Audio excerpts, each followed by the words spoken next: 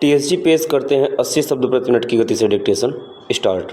महोदय, विकासशील देशों में सरकार का बड़ा प्रभाव होता है। जब उन देशों की सरकारें बदलती हैं तो विकसित देशों की तुलना में इन देशों की जनता का कहीं अधिक बड़ा भाग इन परिवर्तनों से प्रभावित होता है। यह बात सरलता से देखी जा सकती है। जब विकासशील देशों में चुनाव होते हैं तो वहाँ भारी संख्या में मतदाता वोट डालते हैं। इसी हिसाब से यदि लोकतंत्री प्रणाली भंग हो जाए तो उससे होने वाली निराशा और परिणाम स्वरूप उस पर से विश्वास उठ जाने की कल्पना की जा सकती है। इस तरह हर जगह राजनीतिक स्थिरता लोकतंत्र की सफलता पर निर्भर करती है।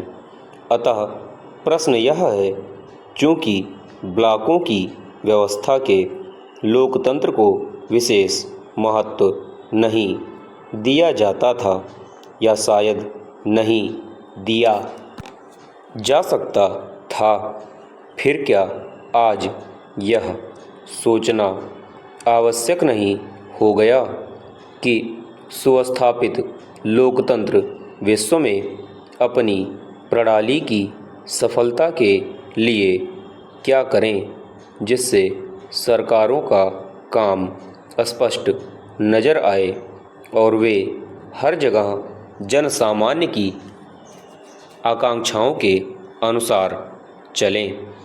इस बात का मेरे पास अभी कोई बना बनाया जवाब नहीं है, किंतु मैं यह निश्चित रूप से कह सकता हूँ कि यह विषय ध्यान दिए जाने योग्य है। मैं एक ऐसे व्यक्ति के रूप में आपका ध्यान दिलाना चाहता हूँ जिसने एक विकासशील समाज के सबसे निचले स्तर पर काम किया और अनुभव पाया, जिसने महान नेताओं के नेतृत्व में स्वतंत्रता के लिए संघर्ष किया, स्वतंत्रता प्राप्त की और तब से उस स्वतंत्रता को मजबूत बनाने के लिए प्रयत्नशील है। और यह भी एक ऐसे विशाल और विविधता वाले देश में जहाँ सदियों से कोई भी कार्य सहज ढंग से नहीं हुआ और जहाँ हमें निरंतर तलवार की धार पर चलना पड़ा है। एक और विषय है जिसमें हमें जिम्मेदारी बरतने की आवश्यकता है, विचार और कार्य दोनों में। इसी भावना के साथ हम अपने ग्रह पृथ्वी के संसाधनों की देखभाल कर सकते हैं। जब हम विकास पथ पर चलने लगते हैं तो हम उन संसाधनों का भी दोहन या दुरुपयोग करने लगते हैं जो वास्तव में केवल हमारे नहीं, केवल हमारी भावी पीढ़ियों के लिए हैं। मुझे याद है कि 40 वर्ष पहले राज्य का विधायक बनने के लिए चलाए गए चुनाव अभियान में मैंने बड़े उत्साह के साथ अपने निर्वाचन क्षेत्र में सड़कें बनवाने का आश्वासन दिया था। हमने सड़कें बनवाई, किंतु वनों से हाथ धो बैठे। पूर्ण विराम चेंज। महोदय, शायद विकास की समस्या का यह एक सटीक उदाहरण है, एक ऐसे विकास का जो अब तक हुए विकास को तथा उस विरासत को भी सुरक्षित रखे जिस पर उसकी नींव रखी गई।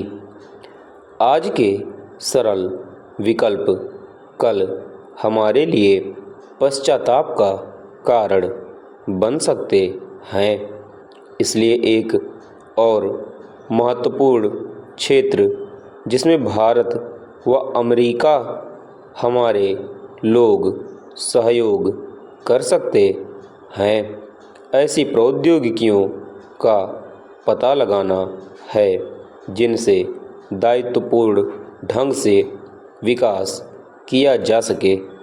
माननीय उपराष्ट्रपति जी, 2 वर्ष पहले आपने एक पुस्तक लिखी थी जिसे एक समालोचक ने एक राजनीतिज्ञ का विलक्षण योगदान माना था, क्योंकि वह पुस्तक आपने स्वयं लिखी थी। उसे पढ़ते समय मेरे अंदर न केवल आपकी लेखन शैली के बल्कि आपकी विषय वस्तु के कारण भी रुचि पैदा हुई। उसमें मैंने महात्मा गांधी के बारे में एक ऐसा दृष्टांत पढ़ा जिससे मैं पहले परिचित नहीं था। आज उसे दोहराने की आवश्यकता है और मुझे आशा है कि आप मुझे इसकी अनुमति देंगे। आपने लिखा है कि गांधी जी के पास एक महिला पहुंची जो इस बात से परेशान थी कि उसका पुत्र बहुत अधिक शक्कर खाता है। उस महिला ने गांधी जी से अनुरोध किया कि आप मेरे पुत्र को शक्कर की हानियों के बारे में समझाएं।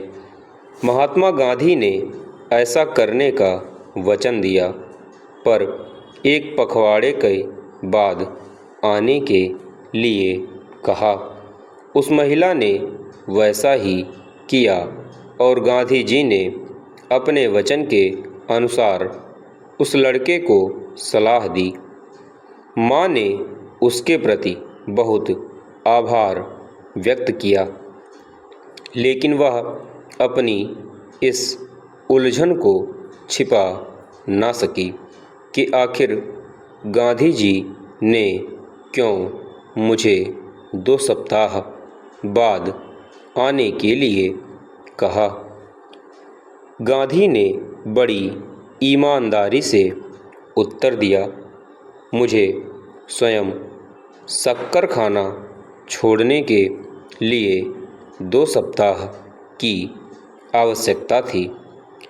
हम अब एक ऐसी शताब्दी के समापन वर्षों में हैं जिसने युद्ध की विनाश लीला देखी है, जो मानव की वैज्ञानिक, बौद्धिक और रचनात्मक सफलताओं से गौरवान्वित हुई है, जो कमी और निर्धनता से ग्रस्त रही है, फिर भी जो हमारी सामूहिक क्षमता के बल पर ऐसे समाधान ढूंढने में सफल रही है जो अब तक हमें नहीं मिले थे। हम उन समाधानों को मानते हैं, परंतु किसी और को उन्हें अपनाने के लिए कहने से पहले हमें गांधी जी की तरह उन पर पालन करने के लिए कम से कम 2 या 3 सप्ताह का समय लेना पड़ेगा। पूर्ण विराम समाप्त।